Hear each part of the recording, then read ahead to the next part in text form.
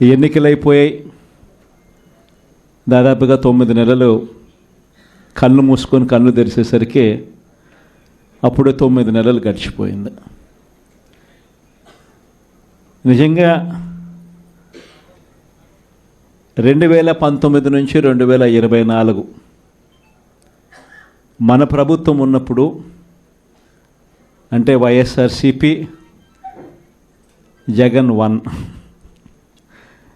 పరిపాలన ఉన్నప్పుడు మనమంతా కూడా ఆ 5 ఏళ్ళు చరిత్రలో ఎప్పుడు చూడని విధంగా, ఇంతకుముందు ఎప్పుడైనా ఇది సాధ్యమేనా అని అనుకునే పరిస్థితి నుంచి కాదు, లేదు, ఇది సాధ్యం అవుతుంది అని చెప్పి చరిత్ర మార్చిన పాలన చూపించగలిగిన పాలన ఎక్కడైనా జరిగింది అని అంటే అది వైఎస్ఆర్ కాంగ్రెస్ పార్టీ పాలనలోనే మాత్రమే జరిగిందని చెప్తాను. ఈరోజు పరిస్థితి ఏమిటి అని చెప్పి ఒక్కసారి చూస్తే, నేను చెప్పిన ప్రతి అంశంలో కూడా ఒకవైపున సూపర్ 6 గాలికి ఎగిరిపోయింది, సూపర్ 7 గాలికి ఎగిరిపోయింది, ఎన్నికలప్పుడు చెప్పిన మేనిఫెస్టో చెత్తబుట్టలోకి వెళ్ళిపోయింది, ప్రజలకు ఇచ్చిన మాటలు మోసాలుగా తేలిపోయాయి. మరోవైపున వ్యవస్థలన్నీ కూడా, ఇప్పుడు నేను చెప్పిన వ్యవస్థలన్నీ కూడా, విద్య, వైద్యం, వ్యవసాయం, గవర్నెన్స్, అన్ని వ్యవస్థలు కూడా తిరోగమనంలో కనిపిస్తూ ఉన్నాయి. కేవలం ఒకే ఒక వ్యక్తి మారాడు, ముఖ్యమంత్రి. ఒకే ఒక పార్టీ మారింది, వైఎస్ఆర్సీపీ పక్కకు పోయి టీడీపీ వచ్చింది. తేడా అంతే. ప్రతి వ్యవస్థ తిరోగమనం, ప్రజలకు అంతవరకు అందుతూ ఉన్న ప్రతి పథకం రద్దు, వీళ్ళు చేస్తామన్న ప్రతి పథకము మోసం, అబద్ధం. కేవలం 9 నెలల కాలంలోనే ఇవన్నీ మన కళ్ళ ఎదుటే ఇవాళ కనిపిస్తూ ఉన్న పరిస్థితులు. నేను అందుకనే చెప్తా ఉన్నా, ఈరోజు ఓడిపోయినా కూడా చెప్తా ఉన్నా, మనకి ఇంతకుముందు 50% ఓటు షేర్ వచ్చింది. ఈ ఎన్నికలు అయిపోయేసరికి మన ఓటు షేర్ 40%. ఒక 10% ఓటు షేర్ మనకు రావాల్సింది రాకుండా పోయింది. కారణం, ఆ రోజు కేవలం మీ జగన్ అబద్ధాలు చెప్పలేకపోయాడు, అదొక్కటే కారణం. కానీ నేను చెప్తా ఉన్నా, మీ జగన్ అబద్ధాలు చెప్పలేకపోయాడు కాబట్టి అధికారానికి మనం దూరం అయ్యాం. కానీ అధికారానికి దూరం అయినా కూడా మీ జగన్ మీ గుండెల్లోనూ మీ మనసుల్లోనూ లీడర్ అంటే ఇలా ఉండాలి అని చెప్పి మాత్రం ముద్ర వేయగలిగాడు. కారణం ఏమిటంటే, రాజకీయాల్లో ఉన్నప్పుడు విలువలు ఉండాలి. రాజకీయాల్లో ఉన్నప్పుడు విశ్వసనీయత అన్న పదానికి అర్థం తెలియాలి. ఈ జగన్, మీ జగన్ మరో 30 సంవత్సరాలు రాజకీయాల్లోనే ఉంటాడు. ఈరోజు తెలుగుదేశం పార్టీ కార్యకర్తలు, తెలుగుదేశం పార్టీ నాయకులు ఏ ఒక్కరూ కూడా ఏ ఇంటికి వెళ్ళే పరిస్థితి లేదు. వీళ్ళు గన ఇళ్ళకు పోవడం మొదలు పెడితే, వీళ్ళు గన ప్రజల్లో తిరగడం మొదలు పెడితే ఏమవుతుంది? ఆ ఇంట్లో నుంచి ఆ చిన్నపిల్లలు మొదలు పెడతారు. ఏమంటారు? నా 15,000 ఏమైంది, నా 15,000 ఏమైంది, నా 15,000 ఏమైందని. ఆ ఇంటికి వెళ్ళినప్పుడు ఆ ఇంట్లో ఆ చిన్నపిల్లల తల్లులు, ఆ పిన్నమ్మలు అడుగుతారు, ఏమని? నా 18,000 ఏమైంది, నా 18,000 ఏమైంది, నా 18,000 ఏమైందని. ఆ ఇళ్ళకు పోతే ఆ అమ్మలు, ఆ పిన్నమ్మల అత్తలు, వాళ్ళ అమ్మలు వాళ్ళేమడుగుతారు? మాకు 50 ఏళ్ళ వయసు వచ్చింది, మాకు 50 ఏళ్ళ వయసు వస్తూనే మీరేమన్నారు? మా 48,000 ఏమైంది, మా 48,000 ఏమైంది, మా 48,000 ఏమైంది అని అడుగుతారు. ఆ ఇళ్ళకు పోయినప్పుడు ఆ రైతులు ఏమడుగుతారు? మా 20,000 ఏమైంది, మా 20,000 ఏమైంది, మా 20,000 ఏమైంది అని అడుగుతారు. ఆ ఇళ్ళల్లో నుంచి ఆ 20 ఏళ్ళ పిల్లాడు, ఆ పిల్లాడు ఉద్యోగం వెతుకుతా ఉన్న ఆ 20 ఏళ్ళ పిల్లాడు ఏమంటాడు? నా 36,000 ఏమైంది, నా 36,000 ఏమైంది, నా 36,000 ఏమైంది అని. ఇలా చంద్రబాబు నాయుడు గారిని ఆయన కూటమిని, ఆయన నాయకులను, ఆయన కార్యకర్తలను ఏ ఒక్కరూ కూడా ఇళ్ళకు వెళ్ళి, గ్రామాలకు వెళ్ళి, ఇళ్ళకు వెళ్ళి ఎవరిని కూడా వీళ్ళు కనీసం పలకరించే పరిస్థితి కూడా లేదు. పలకరిస్తే వీళ్ళే అన్నారు, మేము సూపర్ 6 ఇవ్వలేకపోతే, సూపర్ 7 ఇవ్వలేకపోతే ఏమన్నారు? కాలర్ పట్టుకోమని మీరే అడిగారు కదయ్యా, మీరే చెప్పారు కదయ్యా. చెప్పడమే కాకుండా బాండ్లు కూడా ఇచ్చారు. ఇదిగో బాండు, రాసుకో బాండు, ఇదిగో మీ దగ్గర పెట్టుకోండి అని బాండ్లు కూడా ఇచ్చినారు. బాబు షూరిటీ, భవిష్యత్ గ్యారంటీ అని కూడా బాండ్ ఇచ్చినారు. మరి ఈరోజు ఏంది? బాబు షూరిటీ, మోసం గ్యారంటీ అని చెప్పి రుజువైంది అని ఈరోజు కాలర్ పట్టుకునే పరిస్థితిలోకి ప్రజలు ఇప్పుడే ప్రశ్నించడం మొదలుపెట్టారు. ఈ ప్రశ్నించే పరిస్థితి నుంచి ఇక నెక్స్ట్ కాలర్ పట్టుకునే పరిస్థితిలోకి పోవడం అన్నది ఇక త్వరలోనే జరగబోయే కార్యక్రమం. నేను ఇవాళ మీ అందరికీ కూడా ఈ విషయాలన్నీ ఎందుకు చెప్తున్నానంటే, అన్ని రకాలుగా ఈ ప్రభుత్వం ఫెయిల్ అయిపోయింది. ఈరోజు ఈ ప్రభుత్వంలో జరుగుతూ ఉన్నది ఏమిటి అని అంటే, స్కాములు తప్ప ఇంకా ఏమీ జరగడంలో. ఈరోజు రాష్ట్రంలో ఒక ముఖ్యమంత్రిగా ఒక పాలన సాగించేటప్పుడు, ఒక పార్టీ అధికారంలో ఉండి పాలన సాగించేటప్పుడు ప్రతి పార్టీకి కానీ, లేకపోతే ప్రతి ముఖ్యమంత్రికి కానీ, ఆ ప్రతి నాయకుడికి కానీ, ఆ పార్టీకి సంబంధించిన ప్రతి నాయకుడికి కానీ ఏమనిపించాలి? అదిగో మా నాయకుడు, కాలర్ ఎగరేసుకొని చెప్తున్నాం, పలానా వాడు మా నాయకుడు అని చెప్పుకునే పరిస్థితి ఉండాలని ప్రతి నాయకుడు అనుకుంటాడు. ఈరోజు పరిస్థితి ఏమిటి? ఎందుకు వీళ్ళంతా అధికారంలో ఉన్నారు అని అంటే వీళ్ళకే తెలియదు ఎందుకు అధికారంలో ఉన్నారని. ఒకే ఒక కారణం వీళ్ళంతా అధికారంలో ఉండడానికి, అది దోచుకోవడం, దోచుకున్నది పంచుకొని తినుకోవడం. ఇది తప్ప ఇంకేమైనా కనిపిస్తూ ఉందా? ఈరోజు లిక్కర్ స్కామ్, మద్యం స్కామ్, ఇసుక స్కామ్, ఈరోజు నియోజకవర్గంలో ఏమి జరగాలన్నా, మైనింగ్ జరగాలన్నా, నియోజకవర్గంలో ఫ్యాక్టరీ నడపాలన్నా, ఈరోజు ఏది జరగాలన్నా ఎమ్మెల్యేకి ఆయనకి ఎంత ఇవ్వాలా, ఎమ్మెల్యే చంద్రబాబు నాయుడు గారికి ఎంత ఇవ్వాలా. ప్రతి విషయంలోనూ స్కామ్. నియోజకవర్గంలో యథేచ్ఛగా మన కళ్ళ మొదటనే పేకాట క్లబ్బులు జరుగుతూ ఉన్నాయి. యథేచ్ఛగా ఇవన్నీ జరుగుతూ ఉన్నాయి మన కళ్ళ ఎదుట.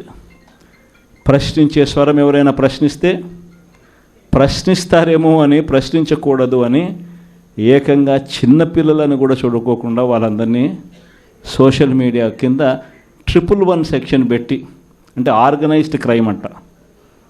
సోషల్ మీడియాలలో నువ్వు చేసే తప్పును ప్రశ్నిస్తే ఎందుకయ్యా సూపర్ 6 ఇవ్వడం లేదు, ఎందుకయ్యా సూపర్ 7 ఇవ్వడం లేదు అని చెప్పి ప్రశ్నిస్తే ఆర్గనైజ్డ్ క్రైమ్ అట.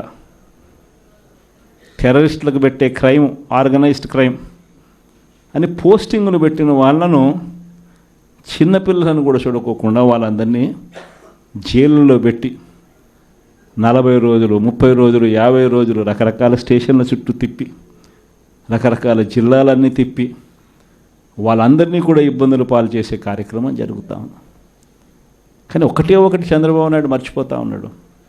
ఎప్పుడైనా కూడా మంచి పేరు తెచ్చుకొని ప్రజల్లో పాలన సాగిస్తే ప్రజలు మళ్ళీ ఎన్నుకుంటారు. కానీ ఈ మాదిరిగా పదవిని దుర్వినియోగం చేసి ఈ మాదిరిగా చేయడం మొదలు పెడితే ఇదే చంద్రబాబు నాయుడు గారికి వైఎస్ఆర్ కాంగ్రెస్ పార్టీకి చెందిన ప్రతి కార్యకర్త తరపున చెప్తా ఉన్నా, నెక్స్ట్ వచ్చేది వైఎస్ఆర్సీపీ 2, జగన్ 2 పాలన వస్తుంది. ఎవడెవడైతే ఈ మాదిరిగా చేశాడో, ఎవడిని వదిలిపెట్టమని చెప్పి సందర్భంగా కూడా ఖచ్చితంగా చెప్తాను. వీళ్ళందరినీ కూడా చట్టం ముందర గట్టిగా నిలబెడతాం. ఆ కోవిడ్ వచ్చేసరికి ఆ తర్వాత 2.5 సంవత్సరం కోవిడ్కి సంబంధించిన పరిస్థితుల మధ్యనే మనమంతా కూడా బ్రతికాం. అందుకే పాలనలో ప్రతి అడుగు, ప్రతి నిమిషం, ప్రతి విషయం ఆ కోవిడ్ సమస్యలను ప్రజలకు ఎలా తోడుగా ఉండాలి అనే విధంగానే ప్రతి అడుగు పడుతూ వచ్చింది. కాబట్టి కార్యకర్తలకు బహుశా చేయగలిగినంత నేను చేయలేకపోయాను అని చెప్పి సందర్భంగా ఖచ్చితంగా ఒప్పుకోవాల్సింది.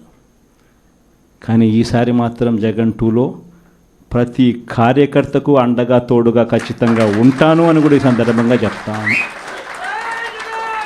ఈసారి జగన్ 2లో ప్రజలకు తోడుగా ఉంటూనే మరోవైపున కార్యకర్తలకు కూడా అండగా వాళ్ళ ఇంటికి పెద్దన్నగా వాళ్ళకు తోడుగా ఖచ్చితంగా ఉంటానని సందర్భంగా ఖచ్చితంగా చెప్తాను.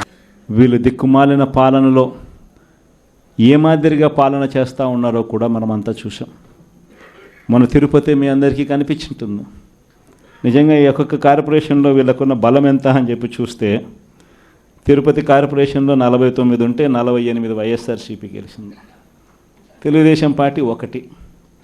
ఆ 1 గెలిచిన చోట డిప్యూటీ మేయర్ వాళ్ళ మనిషి అని చెప్పి వాళ్ళు చాలా ఏదో గొప్ప కార్యం ఘనకార్యం చేసినట్టుగా వాళ్ళు చెప్పుకుంటా ఉన్నారు. వైఎస్ఆర్సీపీ కార్పొరేటర్లు ప్రయాణం చేస్తూ ఉన్న బస్సును పోలీసుల ద్వారా వీళ్ళే అడ్డుకుంటారు. పోలీసుల ఆధ్వర్యంలో వీళ్ళే దాంట్లో ఉన్న కార్పొరేటర్లను కిడ్నాప్ చేస్తారు. మళ్ళీ వీళ్ళే ఎన్నికల్లో మేమే గెలిచాము అని చెప్పి డిప్యూటీ మేయర్లుగా మావాడే గెలిచాడు అని చెప్పుకునే కార్యక్రమం.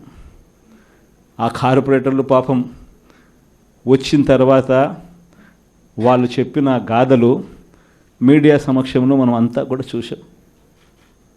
ఇదే మాదిరిగా ఏలూరు కార్పొరేషన్ 50 డివిజన్ ఉంటే అందులో 47 వైఎస్ఆర్సీపీ, తెలుగుదేశంకి వచ్చింది 3. నెల్లూరు కార్పొరేషన్ 54 డివిజన్ ఉంటే 54 వైఎస్ఆర్సీపీని.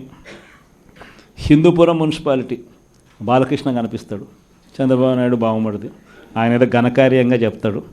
38 డివిజన్లు ఉంటే వైఎస్ఆర్సీపీకి 29 డివిజన్లు వచ్చినాయి.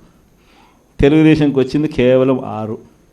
దాంట్లో ఏదో పదవి ఏదో వచ్చిందని చెప్పి ఘనకార్యంగా చెప్పుకుంటా ఉన్నారు.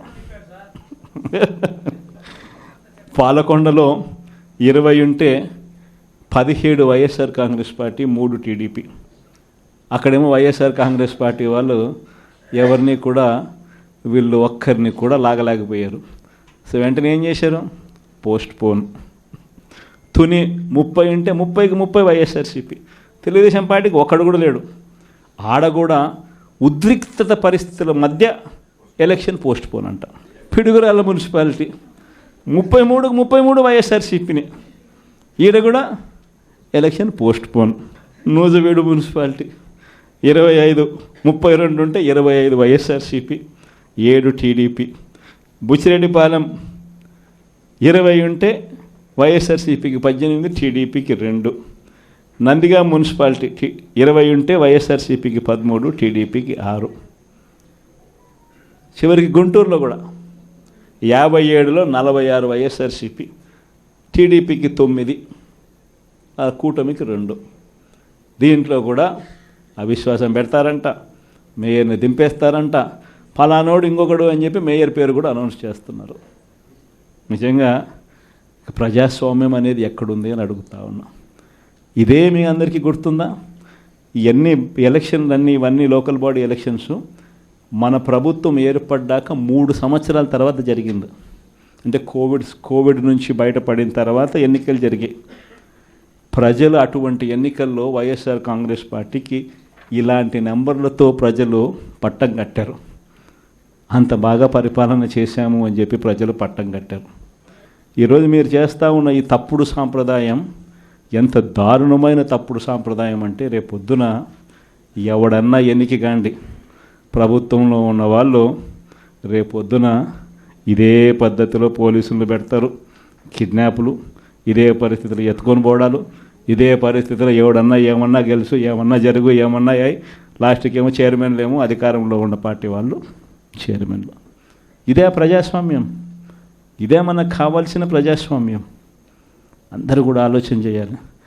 ఇలాంటి రాజ్యం పోవాలి, ప్రజాస్వామ్యం నిలబడాలి, మనలో వ్యక్తిత్వం అనేది పైకి రావాలి, విలువలు విశ్వసనీయతతో కూడిన రాజకీయాలు మళ్ళీ ఎదగాలి. ఫలానోడు మా నాయకుడు చెప్పిన ప్రతి మాట నెరవేర్చాడు, ఇతనే మా నాయకుడు అని చెప్పుకునే విధంగా ప్రజలు గొప్పగా చెప్పుకునే విధంగా నాయకత్వం రావాలి. కార్యకర్త కాలర్ ఎగరేసి చెప్పుకునే విధంగా నాయకత్వం పెరగాలి, ఎదగాలి. ఇది వైఎస్ఆర్ కాంగ్రెస్ పార్టీ ఐడియాలజీ. దీనికి కట్టుబడినాం. ప్రజలకు గొప్ప పాలన అందించాం. రాబోయే రోజుల్లో ఈసారి ప్రజలు మన పాలన చూశారు, చంద్రబాబు నాయుడు పాలన చూశారు. మళ్ళీ వైఎస్ఆర్ కాంగ్రెస్ పార్టీ ఒకసారి ఎన్నికైతే ఈసారి మాత్రం వైఎస్ఆర్ కాంగ్రెస్ పార్టీని ప్రజలు పోగొట్టుకోకుండా మరో 30 సంవత్సరాలు కన్సిస్టెంట్గా మళ్ళీ అదే పాలనని ఎన్నుకుంటారన్న నమ్మకం, విశ్వాసం నాకున్నాయి. చంద్రబాబు నాయుడు లాంటి వ్యక్తులు అనే మాట, బటన్లు ఏముంది, ముసలావిడ కూడా నొక్కుతుంది బటన్లు అని చెప్పి ఇదే మాట చంద్రబాబు నాయుడు అన్నాడు. మరి ఇదే చంద్రబాబు నాయుడు ఎందుకు బటన్లు నొక్కలేకపోతా ఉన్నాడు అని చెప్పి ఇదే చంద్రబాబు నాయుడిని ఈరోజు గ్రామంలో ఉన్న ప్రతి ఇంట్లో ఉన్న వ్యక్తులు కూడా ఈరోజు అడుగుతూ ఉన్నారు. మరి ఈరోజు ఏమంటా ఉన్నాడు, ఎంత మొహమాటం లేకుండా, ఎంత నిస్సిగ్గుగా ఏమంటా ఉన్నాడు, రహస్యం ఏదైనా ఉంటే చెవిలో చెప్పు అంటాడు. ఇంకా ఏమంటాడు, బటన్లు నొక్కిన జగన్ను పంపించినారు ప్రజలు, బటన్లు నొక్కిన కేజ్రీవాల్ను పంపించినారు, బటన్ల టైం అయిపోయింది అంటున్నాడు. అంటే మొహమాటం లేకుండా నిస్సిగ్గుగా ఇంత దారుణంగా అబద్ధాలు చెప్పి మోసం చేసి అధికారంలోకి వచ్చిన వ్యక్తిని, ఈ వ్యక్తిని చీటర్ అంటామా, 420 కేసు పెట్టాల్సిన కేసు కాదా ఇది అని చెప్పి అడుగుతా ఉన్నాం. మేము అందరం కలిసికట్టుగా ఈ ప్రభుత్వాన్ని గట్టిగా బంగాళాఖాతంలో కలిపే పరిస్థితిలోకి తీసుకొని పోవాలి.